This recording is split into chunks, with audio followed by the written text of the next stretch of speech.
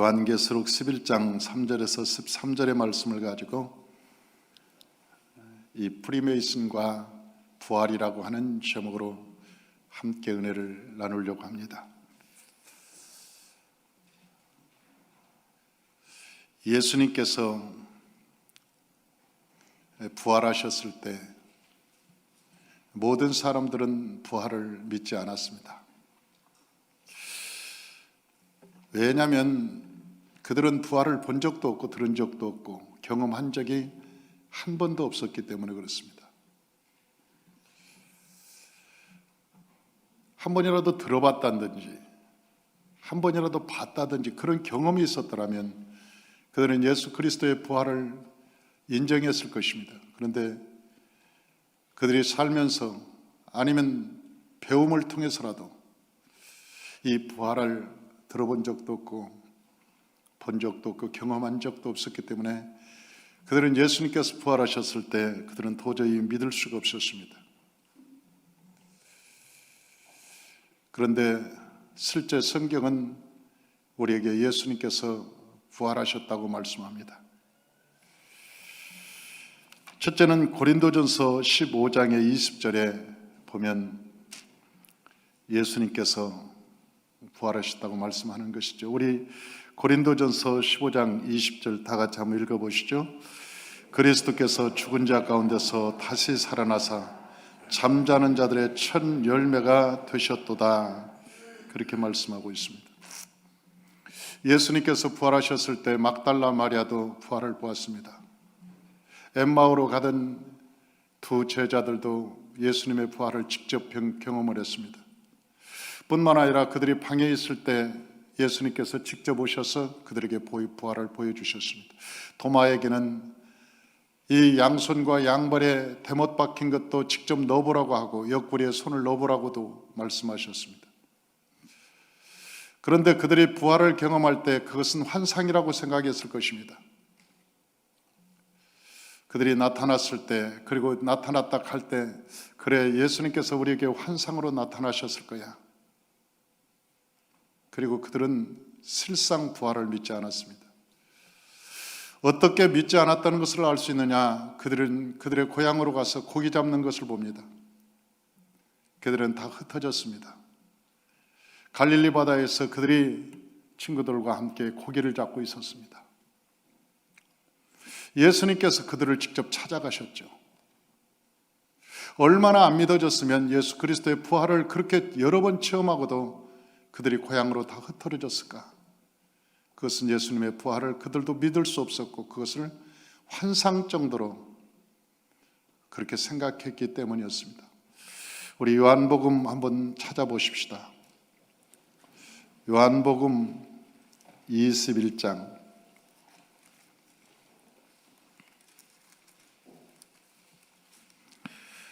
요한복음 21장 12절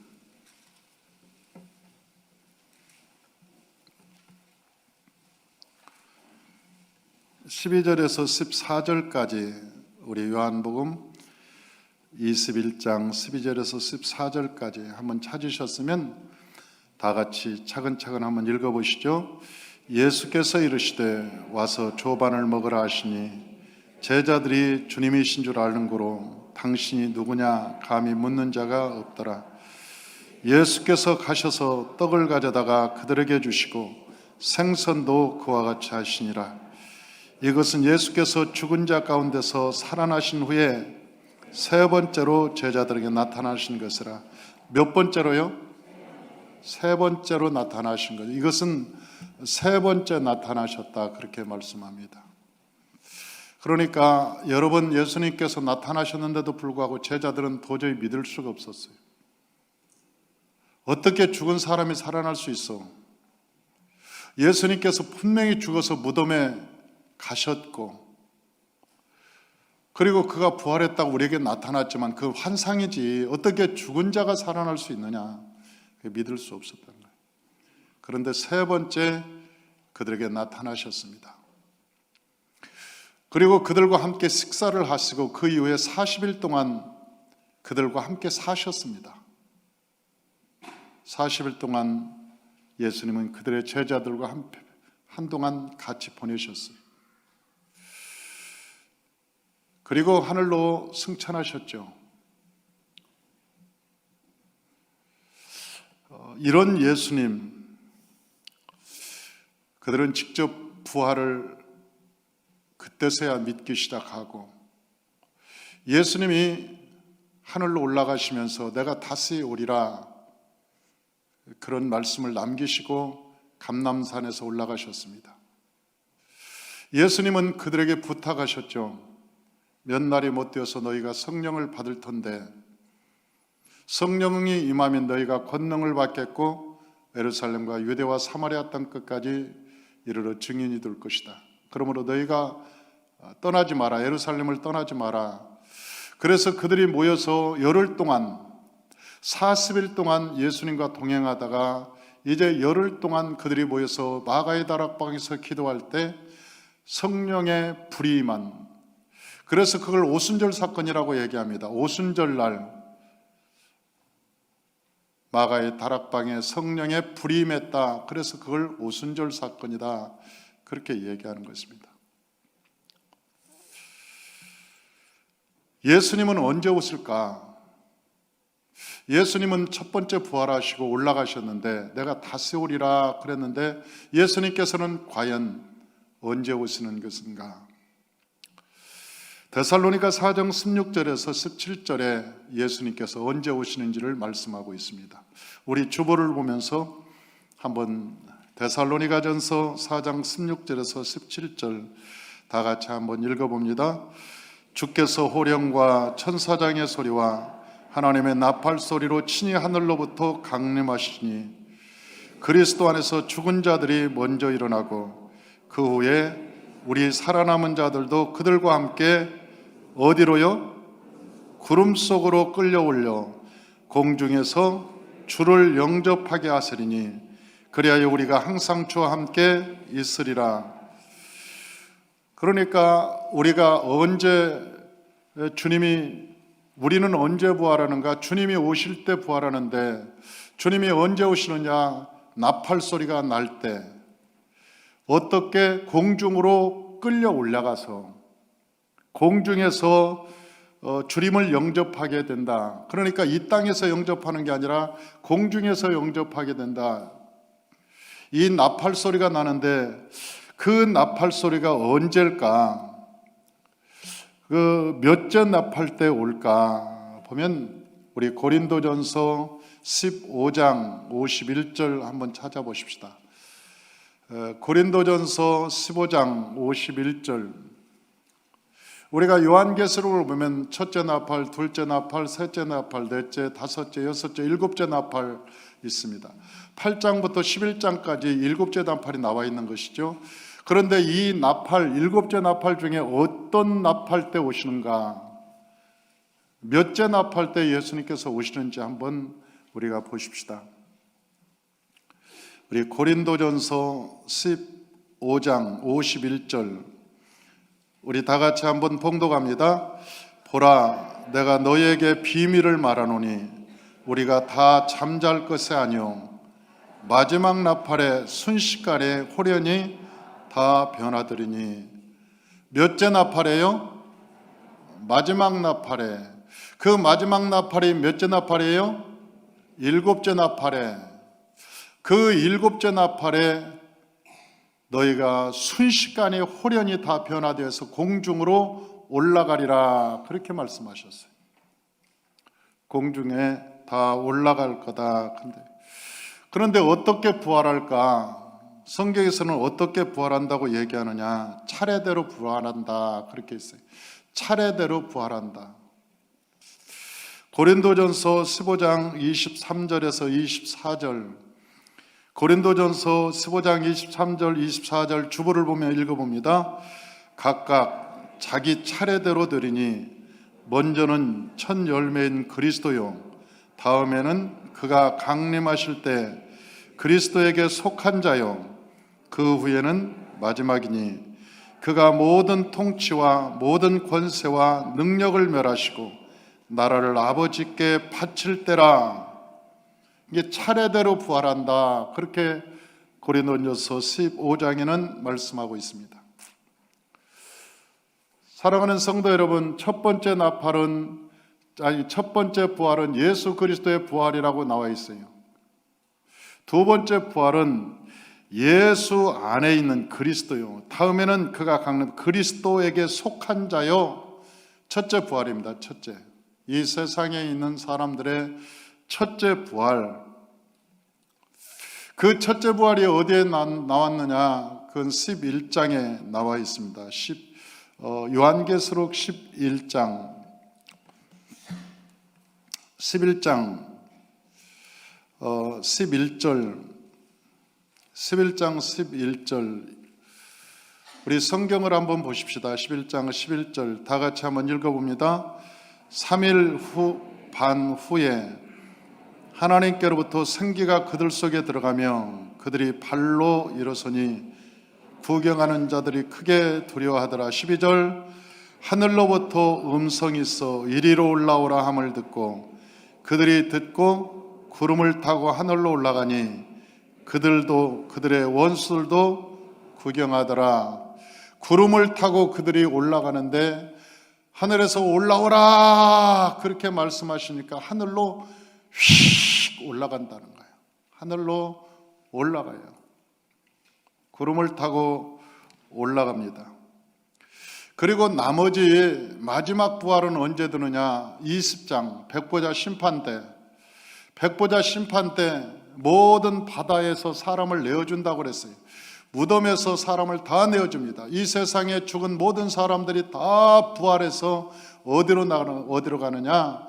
하나님의 백보자 심판으로 가는 거예요. 그래서 그 백보자 심판 때 이제는 지옥으로 가는지 저 천국으로 가는지 마지막 심판을 그때 그들이 일어난다. 그렇게 얘기합니다.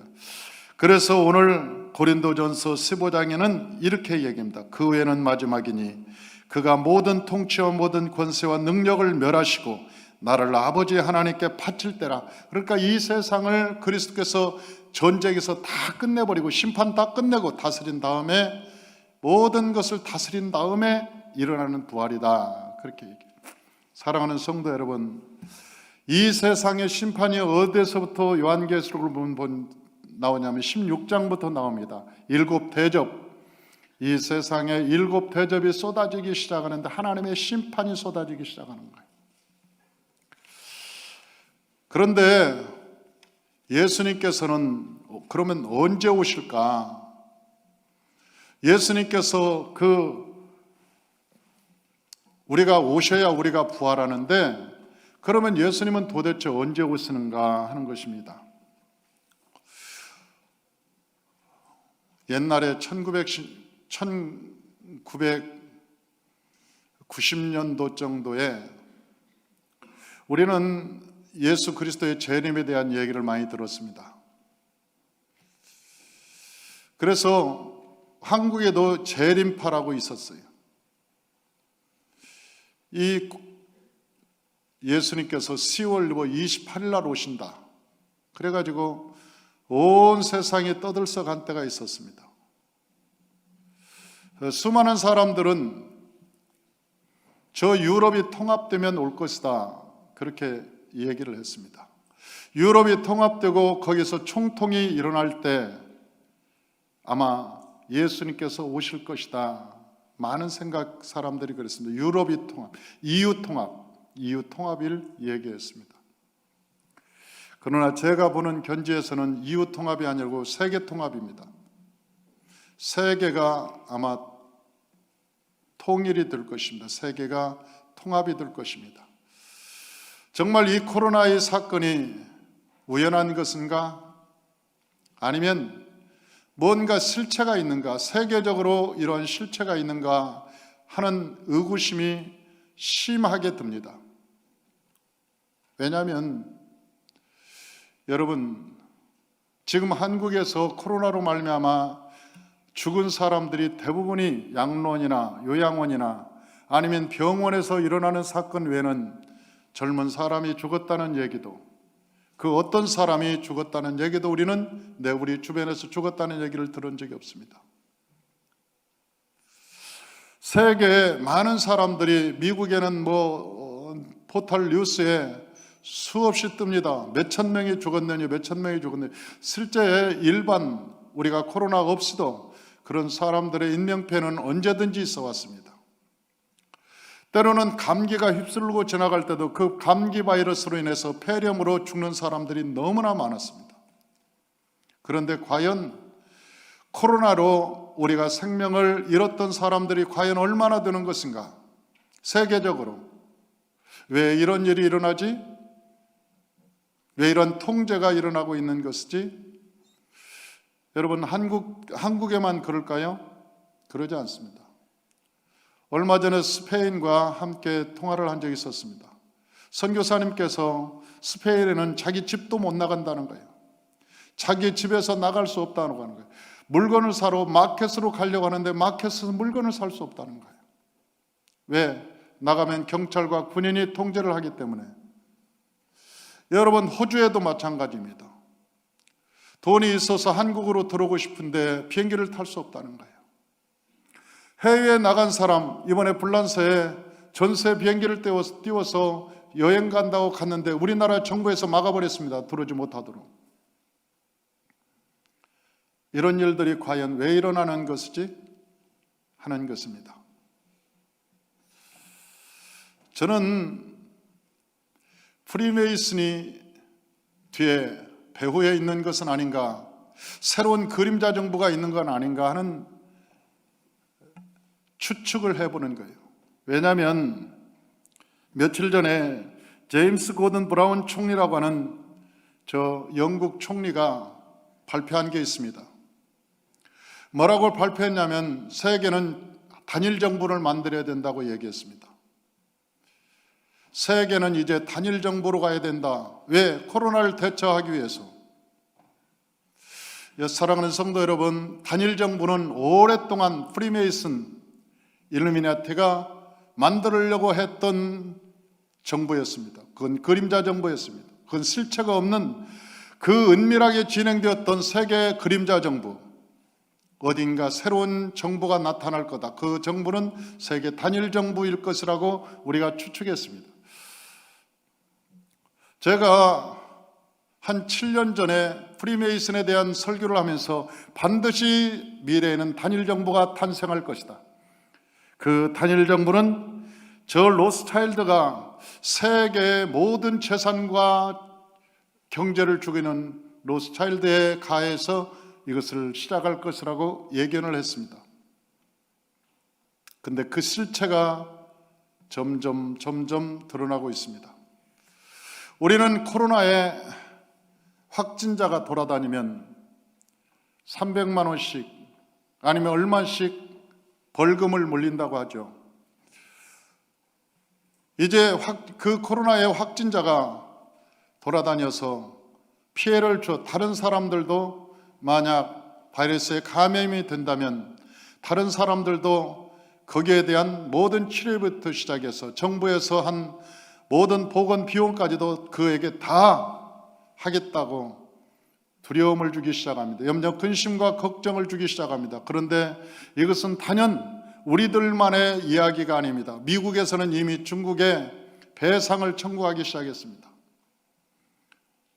당신 때문에 우리나라의 실업자가 수백만이 되었습니다. 그러므로 이 수백만에 대한 보상을 하십시오. 미국은 이미 중국에 보상 청구를 해놓고 있습니다. 미국에서 시작하자 이미 영국에서 보상이 들어갔습니다. 인도에서도 보상의 청구가 들어갔습니다. 사랑하는 성도 여러분, 앞으로 중국은 어떻게 될까요? 세계 질서는 새로운 것으로 재편되고 시작합니다. 어쩌면 화폐도 다른 모양으로 변형이 될 거라고 자꾸 생각이 드는 거예요. 코로나라고 하는 단순한 바이러스의 문제가 아닙니다. 어쩌면 세계가 다른 것으로 흘러가고 있는지도 모릅니다. 왜냐하면 저는 수없이 이 요한계시록에서 말하는 일곱 머리, 일곱 그 뿔, 10개의 머리, 7개의 머리, 10개의 뿔, 그런 것에 대해서 여러 번 얘기하고 있었기 때문에 그렇습니다. 성경에는 요한계시록 17장 3절을 한번 보십시다. 요한계시록 17장 3절.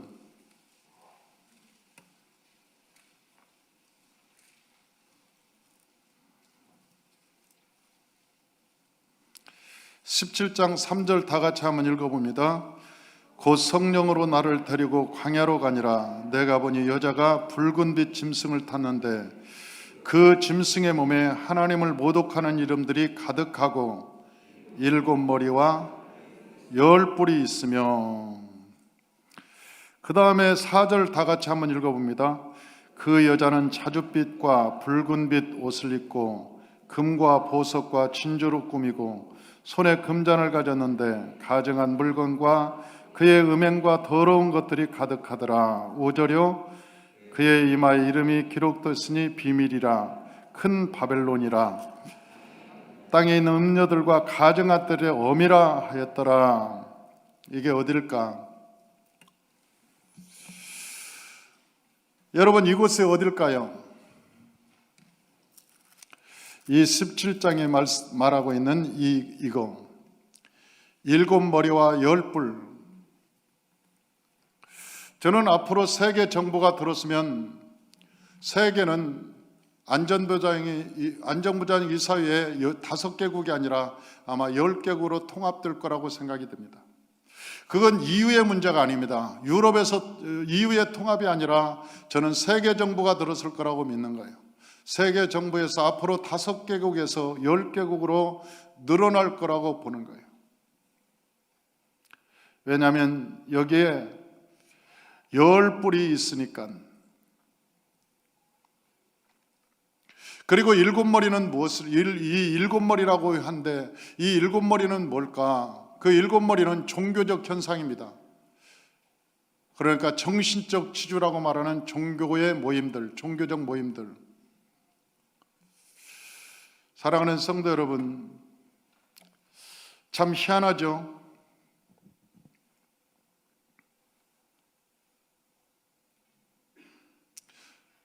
세계 종교를 저는 이 7머리, 7개로 통합이 될 거라고 생각합니다. 첫째는 유대교요, 두 번째는 천주교, 기독교, 이슬람, 불교, 유교, 힌두교, 이런 형태로 세계의 모든 종교는 7개로 통합이 될 것입니다. 그것은 WCC에서 이미 시작했습니다.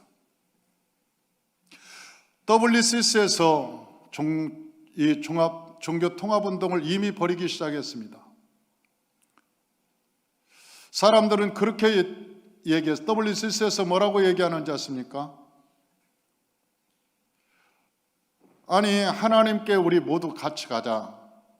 하나님께로 같이 가는데 어떤 사람은 석가를 통해서 하나님께로 가고, 석가도 저 불교도 하나님을 믿지 않냐. 그러니까 석가는 하나님을 통해서 저 하나님께로 나가는데 석가를 통해서 나가고, 천주교는 마리아를 통해서 나가고, 기독교는 예수를 통해서 나가고, 아니 불교는 뭐 그렇게 나가고, 저 이슬람은 알라를 통해서 나가고, 각자 종교대로 하나님을 다 믿는데 우리가 각자 가는 길이 다르다. 서울로 가면 되는 것이지 꼭 경부고속도로만 가야 되냐. 동해안 고속도로도 있는 거고 서해안 고속도로 있고 중부고속도로 있는 것이지 왜 꼭 경부고속도로 서울로 가야 되느냐. 그러니까 각자 길은 다르다. 그러면 각자 가는 길로 가자. 여러분, 이것은 굉장히 합리적인 이야기 같죠. 옳은 얘기 같죠. 많은 사람들이 여기에 녹아서 여기에 꾀임에 빠져서 통합주의를 주장한다는 거예요. 그래서 그들이 유엔에서 만들어질 겁니다. 유엔이라고 하는 곳에서 종교가 통합이 이루어지는데 7개로, 그 다음에 모든 통합정부는 10개의 국가가 모여서 하나의 총통을 만들어낼 겁니다. 그걸 통합정부라고 얘기합니다. 이것을 이 영국 총리가 이미 제임스 고든 브라운이라고 하는 사람이 이미 그것을 발표했습니다. 그걸 해야 된다고 주장을 합니다. 이번 코로나 사태를 종식하고 해결하기 위해서는 이렇게 분쟁하고 이렇게 싸워서는 안 됩니다. 우리가 통합적으로 이걸 해결해야 됩니다. 그렇게 강력하게 지금 주장하고 있습니다. 이것이 실제 그렇게 일어나기가 쉽다고 하는 것입니다. 저는 이것이 프리메이슨의 작전이요, 그들이 오래전부터 꿈꿔왔던 일루미나티가 사탄 숭배 사상을 하는 그들의 목적은 그리스도를 없애는 것입니다. 두 번째 징조가 있습니다. 출애굽께서 이미 말씀을 드렸습니다. 출애굽께서는 언제 주님이 오시는가? 첫째는 세상에 물이 부족해지는 시대가 올 거다. 그게 점진적으로 올 것이다. 두 번째는 개구리 재앙, 그러니까 거짓 뉴스들이 가득할 것이다. 세상에 거짓 뉴스들이 가득할 것이다. 셋째는 공기 오염 속에서 공기 속에 바이러스가 있어서 그것이 몸에 붙으면 이가 되어서 알러지가 생기고 몸에 부스럼이 생겨 다양한 것이 생겨날 것이다. 사랑하는 성도 여러분, 4,000년 전에 이 지구가 어떻게 멸망할 것인가, 우리가 어떻게 이 세상을 떠날 것인가에 대해서 성경은 이미 우리에게 예견하고 있습니다. 말씀해 주었습니다. 네 번째는 파리재앙인데 이것은 산만한 세상입니다. 그래서 제가 여러분의 정신적으로 마음으로 산만하지 않기 위해서는 유튜브를 절대 봐서는 안 됩니다. 여러분들이 우편의 유튜브든지 좌편의 유튜브든지 여러분 유튜브에 빠져서는 절대 안 됩니다. 여러분 뉴스를 끊으십시오. 여러분이 뉴스를 끊지 않는 한 여러분의 심령에 하나님의 말씀이 들어가거나 하나님의 성령이 역사하거나 기도가 나오지 않습니다. 보십시오. 여러분은 너무나 산만해질 것입니다. 이 파리재앙이라고 하는 것은 파리떼가 수없이 와서 윙윙거리고 우리의 귀에서 여러분 소리를 내면 얼마나 산만하고 우리의 마음이 분산되는지 모릅니다. 여러분, 저와 여러분도 제정신으로 안익에 살아갈 것입니다. 정말 여러분들이 뉴스를 보고 싶다면 구글 정도로 그냥 크게 벗어나지 않도록 좌편향이나 우편향이나 없는 구글 정도로 아침에 한번 클릭 한번 하고 여러분 저녁에 한번 클릭 한번 하고 아, 세상이 이렇게 돌아가는구나. 그리고 나서 여러분 그렇게 분별하고 말아야지. 여러분들이 끊임없이 핸드폰을 놓지 않고 늘 뉴스를 점검하고 유튜브를 보고 그러는 순간 여러분은 이미 예수의 말씀에 사로잡히는 게 아니에요. 여러분은 이미 사상에 사로잡히기 시작합니다. 그리고 제가 설교를 해도 제 설교를 믿지 않을 것입니다. 왜? 여러분의 이미 마음속에는 다른 사상이 깊게 예수의 사상이 아니라 유튜브의 사상이 여러분의 정신적 뿌리까지 지배하고 있기 때문에 제가 어떤 얘기를 해도 여러분은 내 말을 받아들이지 않을 것입니다. 그리고 여러분의 사상에 맞지 않으면 목사님이 왜 정치적으로 저런 얘기를 하지? 왜 목사님이 정치적으로 이런 얘기를 하지? 여러분 마음속에서 원망과 불평이 끊임없이 솟아날 것입니다. 그리스도를 믿는다는 것은 그때부터 불가능해지기 시작합니다.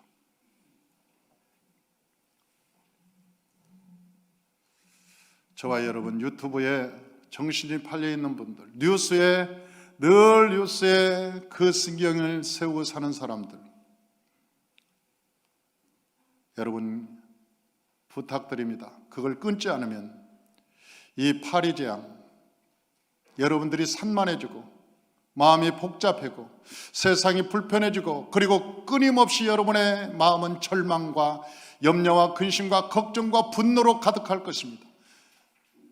기도를 해도 하나님의 영광이 아니라 어떤 이데올로기에 사로잡혀서 늘 금식하고 기도할 수밖에 없습니다. 유튜브를 끊으십시오. 대답을 안 하는 거 보니까 무척 서운한 모양입니다. 아멘. 아멘. 그런데 성경에 보니까요, 넷째 재앙, 파리 재앙부터 안 오는 거예요. 어디에? 고센 땅에. 하나님의 백성들이 사는 고센 땅에는 파리 재앙이 안 오는 거예요. 저는 그걸 보고 신기했습니다. 왜 안 올까? 왜 안 올까? 왜 파리 재앙은 왜 고센 땅에 사는 저 이스라엘 백성들에게는 오지 않을까?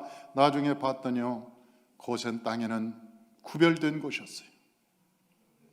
저와 여러분들이 찬송으로 무장하시길 주의 이름으로 축원합니다. 하나님의 말씀으로 무장하시길 주의 이름으로 축원합니다. 기도로 하나님께 무장하시길 주의 이름으로 축원합니다. 그 다음이 무슨 재앙이냐? 동물 돌림병 재앙. 동물에게서 병이 돌아 돌림병이 온다는 거예요.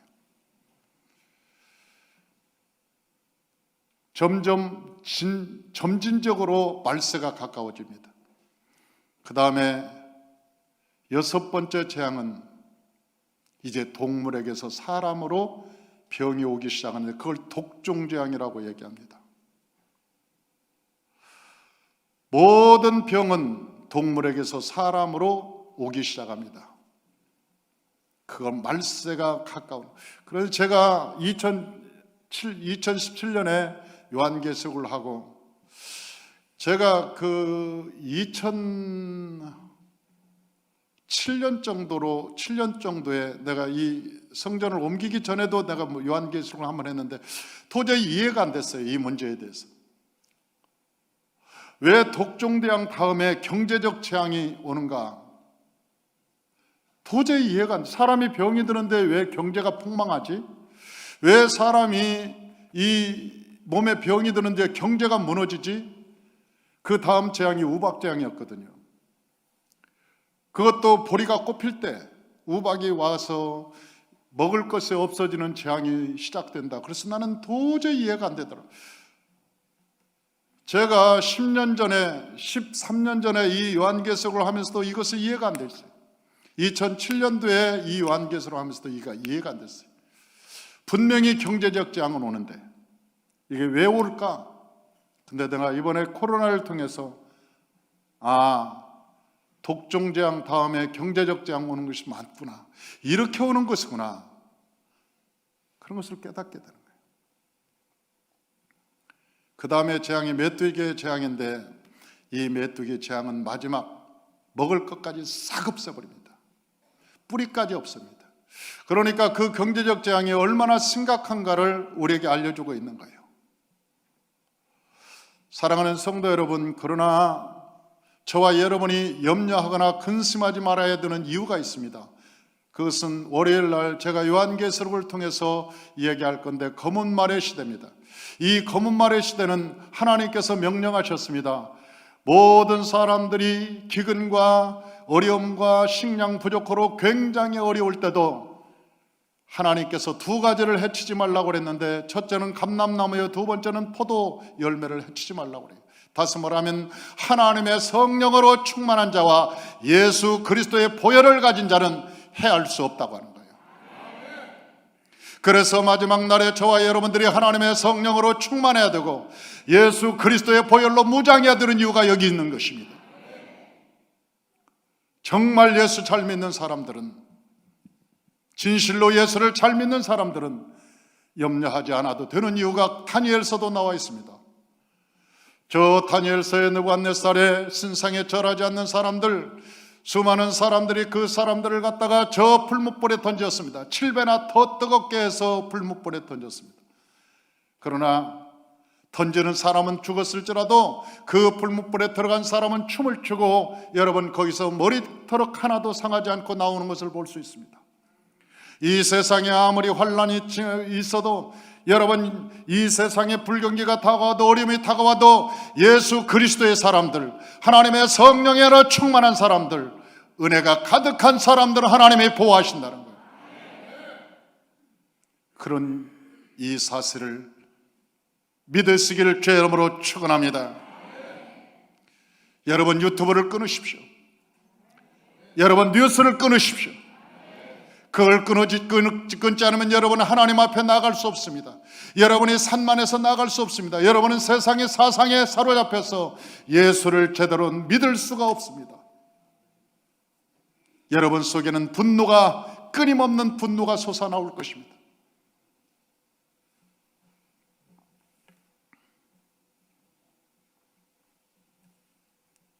불안, 염려, 근심, 걱정. 우리 조서희 집사님 그러지? 우리 새벽 예배 나와서 나한테 그래. 목사님,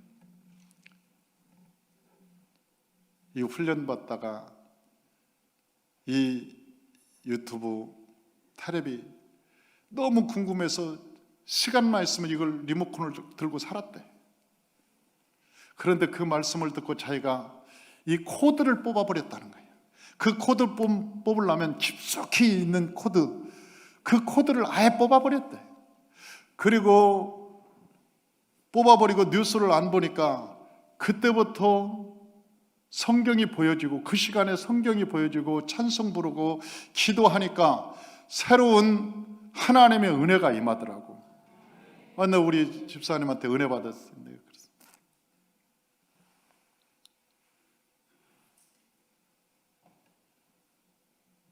예수 믿는 사람은 바보가 아닙니다. 저와 여러분이 민감해야 될 것은 땅의 뉴스가 아니라 하늘의 뉴스입니다. 오늘도 365일 하늘의 뉴스는 계속 우리에게 들려줍니다. 그래서 요한계시록에서 말씀하시기를 성령이 교회에게 하시는 말씀을 들을지어다. 성령이 교회에게 하시는 말씀을 들을지어다. 끊임없이 성령은 교회에게 말씀하신다는 거예요. 그 말씀을 들어야 여러분이, 저와 여러분이 살 수 있는 거예요. 할렐루야.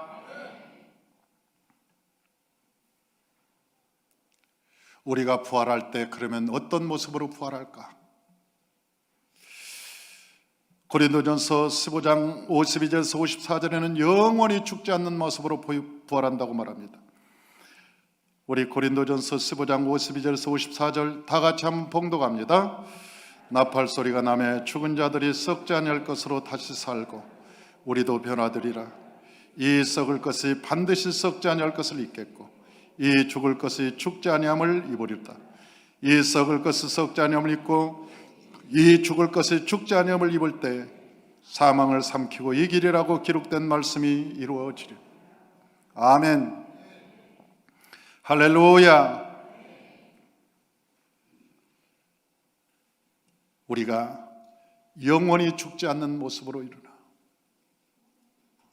영원이라는 단어를 숫자로 계산이 안 되는 숫자입니다. 우리가 이 세상 잘 살아봐야 100년 삽니다. 100년. 그런데 영원이라는 숫자는요, 100년 곱하기 100년을 1부씩, 1분에 100년 더하기가 아니고 곱하기 100년. 그래서 100년을 계속 곱해도, 쉬지 않고 곱해도 영원을 못 간다는 거예요. 영원. 1조 곱하기 1조를 1분에 한 번씩 해서 1조 년을 곱해도 영원을 도착하지 못하는 거예요. 하나님께서 부활한 몸으로, 우리가 부활한 몸으로 하나님 앞에 나타날 때 어떤 몸으로? 영원히 죽지 않는 몸으로. 야, 신비한 몸인가요? 그러니까 여러분, 이 세상에 살아갈 때 예수 잘 믿고 죽는 것이 이 세상의 복 중에 복이요, 은혜 중에 은혜요. 그러니 이 세상에 100년도 안 되는 이 세상 어떻게 살아야 되겠어요? 사랑하는 성도 여러분, 저와 여러분이 이 세상에 먹고 사는 것은 하나님께서 말씀하셨어요. 너희는 무엇을 먹을까, 무엇을 입을까, 무엇을 마실까 염려하지 마라. 이러한 모든 것들이 다 이방인들이 구하는 것이라. 너희는 먼저 그 나라와 그 일을 구하라. 그리하면 내가 모든 것을 너에게 더하여 주리라. 하나님이 다 우리에게 더해 주신다. 영원히 죽지 않는 몸으로. 부활한 사람들은 천국을 어떻게 들어가는가 봤더니 흰옷 입고 들어간대. 흰옷 입고. 우리 요한계시록 7장 9절 다 같이 한번 7장 9절 다 같이 한번 읽어봐요. 이 일 후에 내가 보니 각 나라와 족속과 백성과 방언에서 아무도 능히 셀 수 없는 큰 무리가 나와 흰 옷을 입고 손에 종려가지를 들고 보좌 앞과 어린 양 앞에 서서, 흰 옷 입고 어린 양 앞에 섰다. 종려가지, 승리의 상징 종려가지를 들고 어린 양 앞에 섰다는 거예요. 흰 옷 입고. 그런데 이 흰 옷을 어떻게 입는가 봤더니 요한계시록 7장 14절 한번 찾아봅시다. 우리 요한계시록 7장 14절 뒤로 한 두 페이지만 넘기면 돼요. 어떻게 해서 흰 옷이 됐는가 한번 보십시다. 14절 다 같이 한번 읽어봅니다. 내가 말하기를 내 주여 당신이 아시나이다 하니 그가 나에게 이르되 이는 큰 환난에서 나오는 자들인데 어린 양의 피에 그 옷을 씻어 희게 하였느니라. 아멘.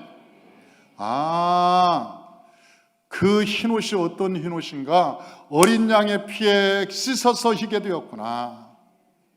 어린 양의 피에 씻어서 희게 되었구나. 예수의 보혈로, 예수의 피로 깨끗하게 씻어서 희게 되었다는 거예요. 그렇기 때문에 저와 여러분이 날마다 입술에 보혈이 흐르시길 주 이름으로 찬양합니다. 여러분, 찬양할 때도 보혈 찬양이 중요한 거예요. 그래서 내가 복음성가보다는 여러분 찬양할 때 보혈 찬송하라고 그렇게 얘기하는 거예요. 왜? 우리가 갈 수 있는 것은 예수의 피 외에는 없으니까. 예수의 보혈을 입지 않고는 우리가 천국에 갈 수 없으니까 저와 여러분이 예수의 피를 힘입어서 예수의 피로 옷을 입고 저와 여러분의 행실을 예수의 피로 깨끗함을 얻어서 믿음으로 나아가는 것입니다. 부활한 사람들은 천국에서 뭐하는가 봤습니다. 요한계시록 5장 10절 우리 다 같이 한번 읽어봅니다. 그들로 우리의 하나님 앞에서 나라와 제사장을 삼으셨으니 그들이 땅에서 왕노릇하리로다. 부활해서 올라가면 다 왕노릇한다는 거예요. 왕노릇한다고 그래요. 어떤 사람들은 땅에서 왕노릇한다니까 이 지구에서 하는 줄 알아요. 아니요. 여러분, 저 북두칠성이라는 게 얼마나 멀리 있는 건지 아세요? 빛으로 똑딱 하면 빛의 속도로 지구를 7바퀴 반을 돈다고 그래요. 빛의 속도가. 그러니까 똑딱 하면 지구를 7바퀴 반을 도는 빛의 속도로 북두칠성을 가려면 1000년을 가야 돼요. 그래서 천광년이라고 그래요. 천광년. 북두칠성. 우리가 저녁에 보는 북두칠성 빛을, 저 북두칠성을 가려면 빛으로 1000년을 가야 돼. 그런데 어젯밤에 빛난 빛은 오늘하고 1000년이 걸린 빛이요. 그냥 빛이 아니고 1000년이 걸린 빛이요. 오는데.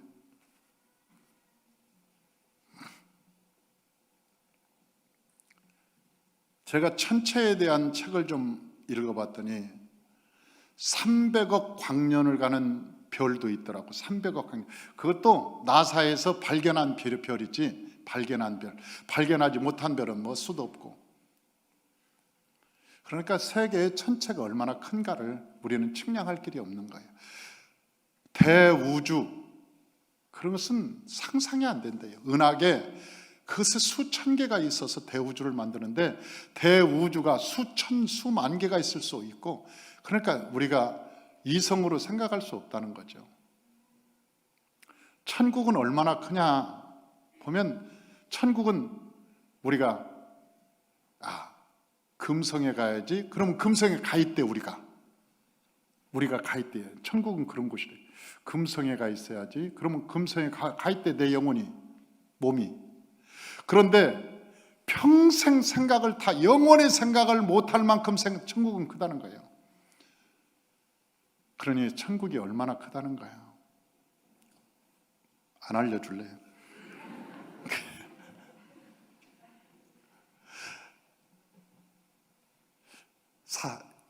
예수님께서 그러셨잖아요. 내가 이 땅에 있는 것을 말하여도 너희가 안 믿는데 천국의 얘기를 하면 어떻게 너희가 믿겠느냐. 그러니까 예수님께서는 천국의 얘기를 많이 말씀 안 하셨어요. 안 믿으니까, 어차피 말해도 안 믿으니까.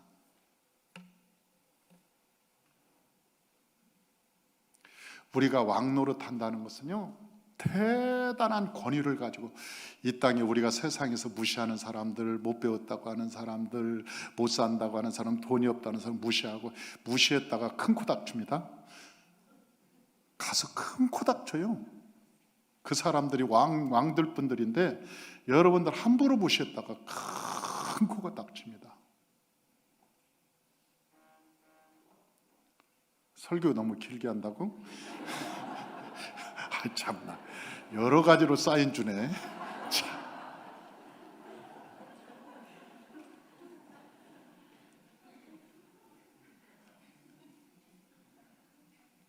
다 끝났어요.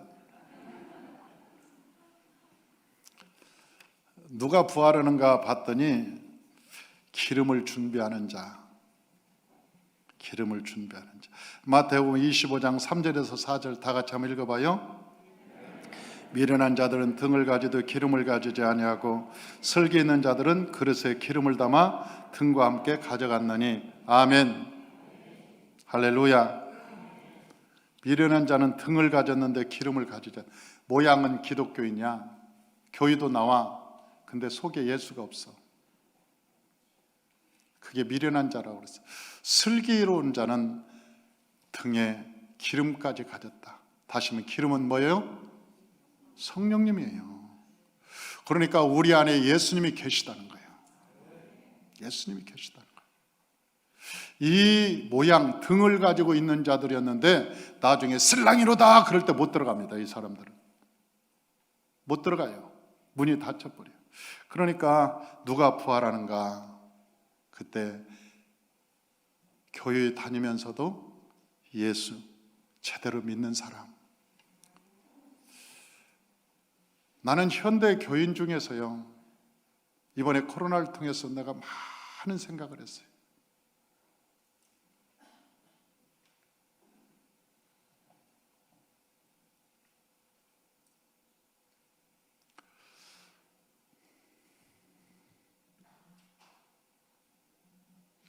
지금 정말 예수 믿는 사람이 몇 명이나 될까?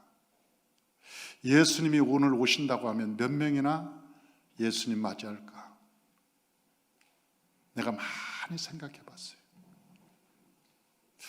나는 생각 안 해봤겠어요? 저도 생각해 봤지.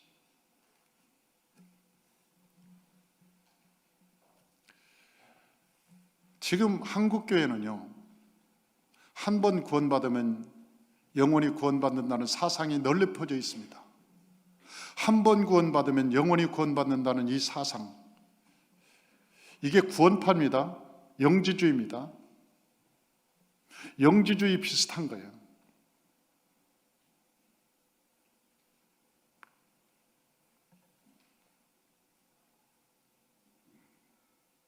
성경에 그런 말이 어디 있어요? 성경을 아무리 찾아봐요. 한 번 구원받으면 영원히 구원받는다고 이 얘기 한 적이 있는지. 하나님께서 열매 맺지 않는 나무는 불에 찍어서 불에 던진다고 해서 지옥으로 보낸다는 거 아니에요. 열매 맺지 못한 나무는. 하나님께서 니골라당에 대해서 굉장히 책망하셨습니다.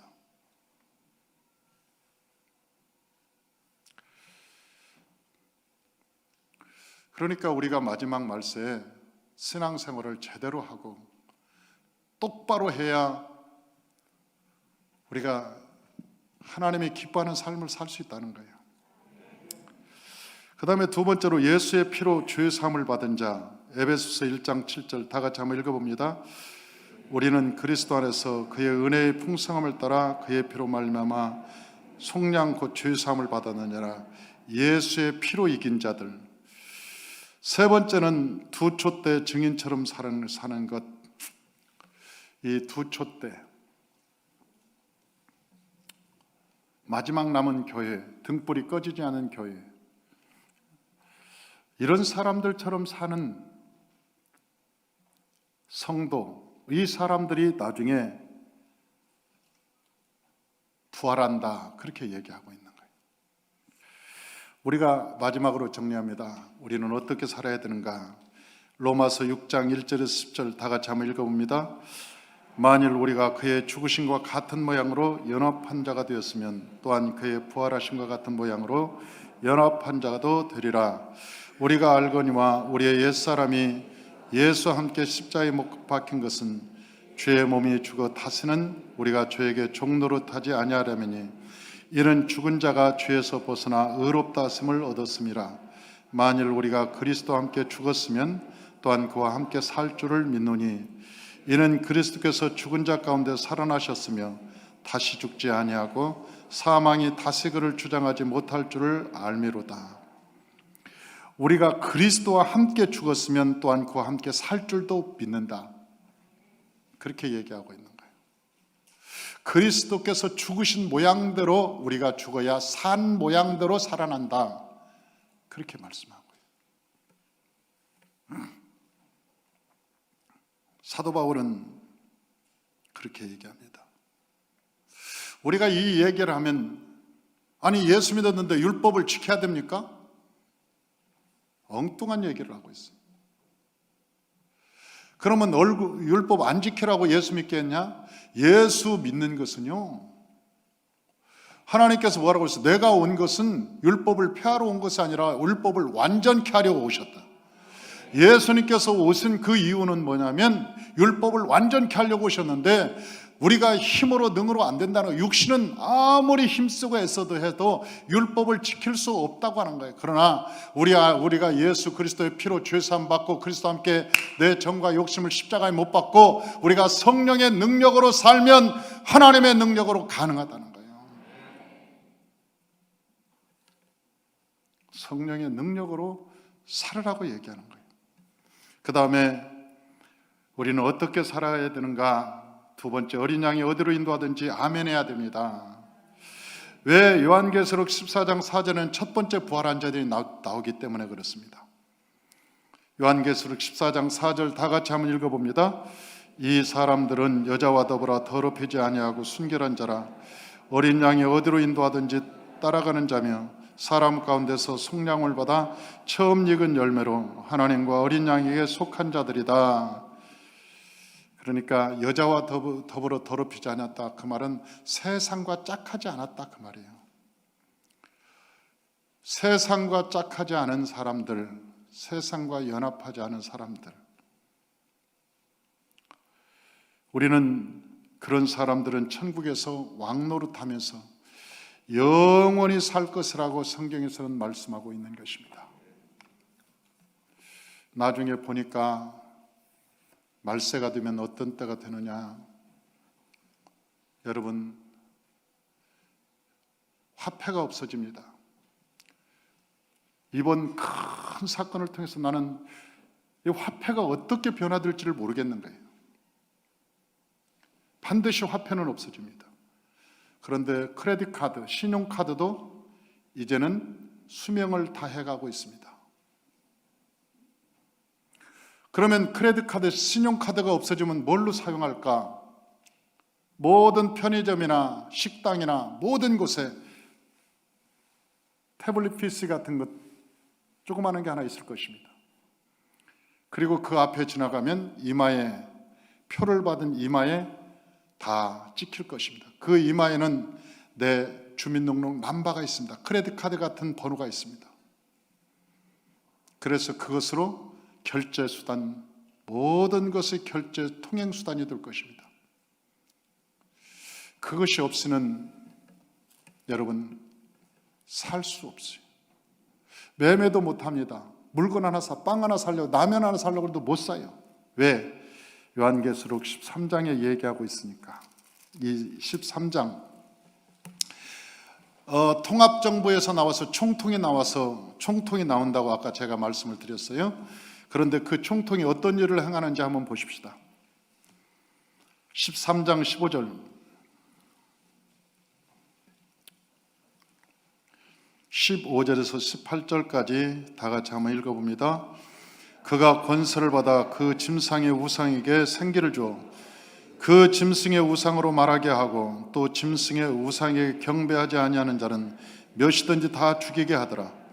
그가 모든 자 곧 작은 자나 큰 자나 부자나 가난한 자나 자유인이나 종들에게 그 오른손이나 이마에 표를 받게 하고 누구든지 이 표를 가진 자 외에는 매매를 못하게 하니 이 표는 곧 짐승의 이름이나 그 이름의 수라. 제가 여기 있으니 총명한 자는 그 짐승의 수를 세어보라. 그것은 사람의 수니 그의 수는 666이니라. 반드시 이마에나 손에 표를 찍게 만듭니다. 그 표가 없는 사람은 라면 하나도 살 수 없습니다. 나가서 쌀을 살 수 없습니다. 그런 시대가 되면 여러분 어떻게 되겠습니까? 다 표를 받게 됩니다. 사업하는 사람, 예수를 아무리 잘 믿어도 사업하는 사람은 다 표를 받아야 됩니다. 살려면 표를 받아야 됩니다. 무서운 시대가 금세 도래합니다. 사랑하는 성도 여러분, 이 표를 받기 전에 저와 여러분이 올라갑시다. 이 세상에 신앙생활 잘 하다가 여러분 주님께서 올라오라 하실 때 저와 여러분 모두가 다 하늘나라로 올라가시기를 주의 이름으로 축원합니다. 이 땅에서 남은 자들이 겪을 환난, 고통 얼마나 큰지 우리는 상상이 안 됩니다. 그건 도저히 이길 수 없습니다. 믿는 자라도 그 기간 동안에는 예수를 제대로 믿을 수 없습니다. 살 수 없기 때문에 그렇습니다. 그러므로 저와 여러분, 이 부활주일 누가 부활하는가, 누가 영원히 살 수 있는가, 그것은 바로 저와 여러분이 예수 그리스도의 성령을 준비하는 것입니다. 예수의 피로 흰옷을 입은 사람들입니다. 그러기 위해서는 예수 그리스도와 함께 죽고 예수 그리스도와 함께 살 수밖에 없습니다. 저와 여러분의 십자가의 정과 욕심을 못 받고 그리스도와 함께 새로운 부활의 그날에 주님과 함께 승리하시기를 주의 이름으로 축원합니다. 기도하겠습니다.